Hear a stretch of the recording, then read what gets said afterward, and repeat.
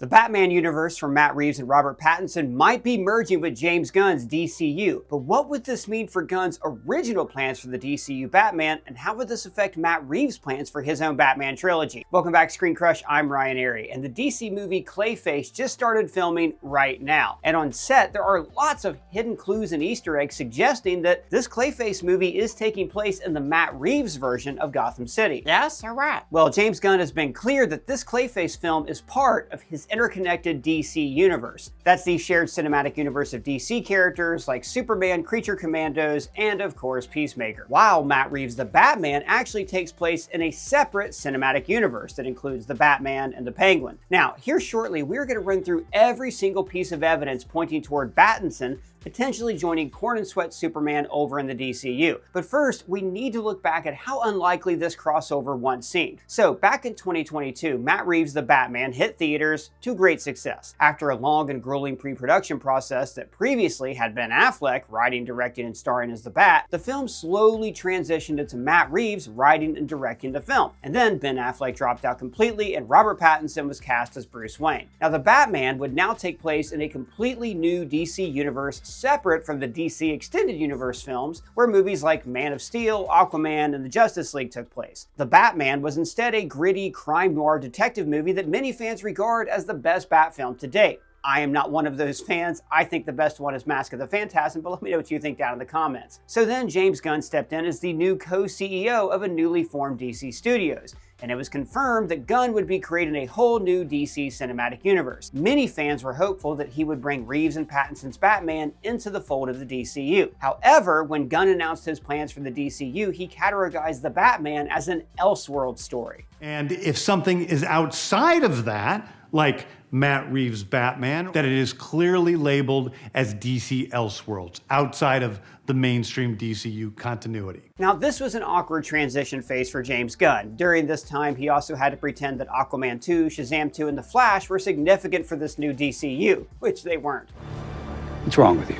Gunn's new DCU, a shared universe of DC characters, would actually kick off with Creature Commandos and Superman. This DCU would be a world where metahumans have existed on Earth for 300 years. Giant kaiju and interdimensional imps attacking the city are a common occurrence. Gunn also announced that in this universe we'd be getting a Batman the Brave and the Bold movie featuring Damian Wayne's Robin. Now, the implication was that this film would give us yet another new Batman separate from Ben Affleck and separate from Robert Pattinson. So this is the story of the two of them and the beginning of sort of the Bat family in the DCU. Many fans, however, were still clamoring for Battinson to join the DCU. After all, if you're going to begin a cinematic universe, why not begin it with a movie that's a huge hit and stars DC's biggest character? And you know, here at ScreenCrush, we have been kind of mixed on the subject. Our own Lee Mazzio is the biggest Bat fan that I know, and he's a huge proponent of combining these universes, while Colton has been adamant that they be kept separate, and the DCU Batman shouldn't even be introduced until the Reeves trilogy is complete. Oh, hey, are you guys still selling gum? Actually, no, we despise gum here, and we will never sell it. Oh man, I need that gum real bad. See, I got this bad habit that I'm trying to quit, and well, I gotta try something. Oh, I see. You're on the gum. Yeah, I know exactly how you feel, actually. I have this really bad oral fixation habit because of anxiety. And every time I tried to quit, I would end up doing this weird thing where I'd clench my jaw and I'd squish my face. But like I said, I hate gum, and I found another way to change my habit. In fact, I think you should try this. It's called Fume Zero. So this is a single-use flavored air device with zero nicotine, zero vapor, and zero batteries. It is not a vape, it is something totally different. There's no smoke, no charging, just pure flavored air and a satisfying fidget feel. And get this, it is just $24.99, which is probably a lot cheaper than the bad habit you're trying to change. Wow, that's a good bargain. Now, this flavor is called Crisp Mint, and it tastes a lot better than the disgusting sugar rubber that you came in here to buy. And it's designed to be simple. Pick it up, draw it in, and taste. No setup, no recharging. See, Fume Zero is perfect for oral fixation, fidgeting, or anxiety, and it has this really fun chewable mouthpiece. That's my favorite part. And you can choose from 6 flavors: Crisp Mint, Peach Blush, Raspberry, Mango, Orange Vanilla, Spearmint Ice, and each one delivers more than 10 days of peak flavor. And because it's just $24.99, it's easy to try and see if Fume works for you. Fume has already helped more than 500,000 people make their change, and Zero is their most accessible option yet. So I highly recommend you try flavored air as a satisfying, affordable alternative to change your lifestyle. You can try it right now at tryfume.com/product/Fume0, scan this QR code, or click the link below. Now, back to what I was saying. Now, as cool as a James Gunn created Batman would be, having this already established Pattinson Batman as a more contemporary Bat to Corn Sweat Superman is a pretty intriguing idea. And despite Gunn having stated multiple times that the Batman is an Elseworlds project, and that he highly doubts it would ever be part of the DCU, he's always kept that door ever so slightly open. What do you mean? Well, he always kind of dismisses the idea, but with the caveat that anything is possible and that these things are still fluid in the early days of the DCU. In a recent interview, Gunn was even asked which working director he'd like to have join the DCU. If you had your druthers, if you could lure anybody into the DCU, who would you grab? Matt Reeves. You already got him.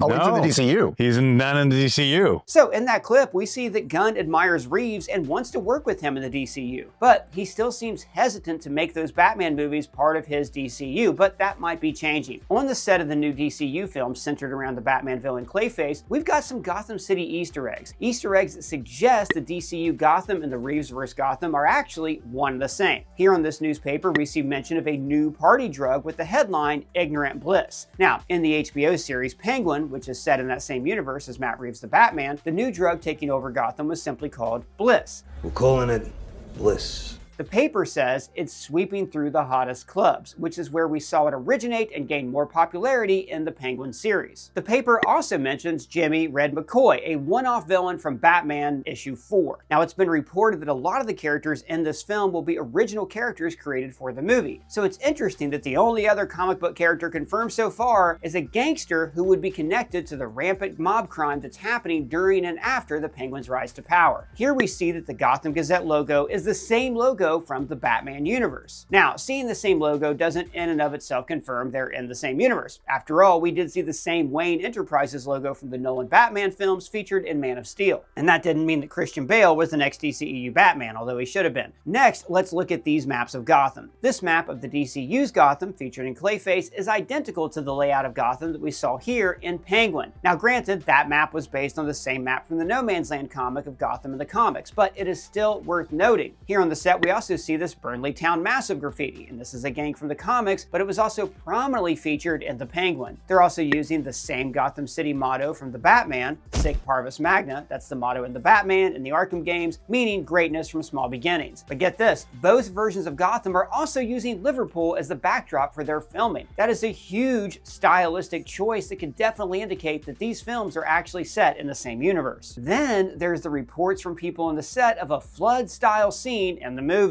Remember, the Riddler's flood in the Batman set the stage for the Penguin series and was also the big moment that cemented Batman as Gotham's Knight. And speaking of large mythical cities, me and the ScreenCrush team are coming to New York City Comic-Con for an encore performance of our live show tour. Guys, I am so excited to show you this. We were in New York for our very first live show, gosh, when was it, 2024, in February. This show is completely different. We have added stuff, we have exclusive breakdowns, special guests. I cannot wait for you guys to see that show. It's going to be at City Winery, October 10th on Comic-Con week on the Friday. So you can buy tickets with the link below. Now, we should also mention that Clayface writer Mike Flanagan's pitch was for Clayface to appear as the villain in the Batman 2. After a full green light on a Clayface horror movie, Gunn made it clear that the film takes place in the DCU, stating in a DC Studios presentation that, quote, "It was important that Clayface be a part of the DCU. It's an origin story for a classic Batman villain that we want to have in our world." Now, the current DC Studios movies we know for sure are happening are the Batman 2, Supergirl, the Superman follow-up that's just been confirmed by James Gunn to be Man of Tomorrow, and of course, Clayface. But one film that Gunn has been very public that they're struggling with is The Authority. Kind of like The Authority, you know, so like The Authority's been a little bit of a challenge simply because integrating it with the DCU has been a difficult thing to do. Gunn has recently confirmed that one DC film has been completely pulled and it's not happening, and many assumed that it was the Authority movie. But in a recent interview, Gunn stated that he's still trying to make the Authority work. So if the Authority isn't completely dead, then what is this canned DCU movie? Well, there's one movie that Gunn announced a while ago that we've heard almost nothing about: Batman Brave and the Bold. The most we've heard about the DCU Batman from Gunn is that he's still working on what his version of Batman will be. He even recently discussed how he'd be reluctant to release a DCU Batman film in the same year as a Battinson film. I presume you wouldn't want to release Brave and Bold and the Batman 2 in the same calendar year. It like starts to get a little confusing, or no, you tell me. I mean, to have two Batmen running around at the same time.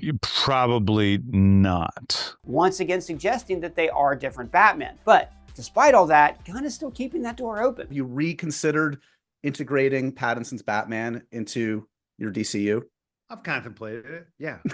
So if Gunn does ultimately decide that he wants to bring Battinson into the DCU, and he retroactively makes the Penguin and Batman part of DCU canon, he'll have some hurdles to jump to make it work. For instance, Brave and the Bold would have to fall by the wayside because that features a middle-aged and seasoned Batman with a teenage son. Why wouldn't that work? Well, remember, Pattinson is supposed to be in only his second year of being the Caped Crusader. But there's also this flashback scene from Creature Commandos that's supposed to take place roughly 15 years prior to the present-day DCU, so that definitely wouldn't line up with Battinson, unless, again, they said the Batman was a deep prequel. But here's what they could do to solve those problems. Canon schmanon. Canon schmanon? Yeah, it's something Gunn has done to keep some of the old DCEU around in the new DCU, such as Amanda Waller and the Peacemaker gang still being canon, as well as most of Gunn's Suicide Squad movie and even parts of that first Suicide Squad movie, but to a lesser extent. See, Gunn explains it like this. The truth is, almost all of Peacemaker is canon, with the exception of Justice League appearance. Gunn could easily do the same thing with the Batman movies. He could say the Batman movie and the Penguin series are like 99% canon. Let me explain. So one approach would be retconning that scene from Creature Commandos with Batman and saying that that scene isn't canon anymore, just like they did with the DCEU Justice League and Peacemaker Season 1. But the other route that's a little more out there is altering when the Batman takes place. Instead of taking place in 2019, they could just shift the timeline back to taking place around 2004, which really wouldn't be that much of a stretch when you look at that movie. Sure, the Batman has a more modern feel than 2004 when it comes to technology and the social media angle of the Riddler story, but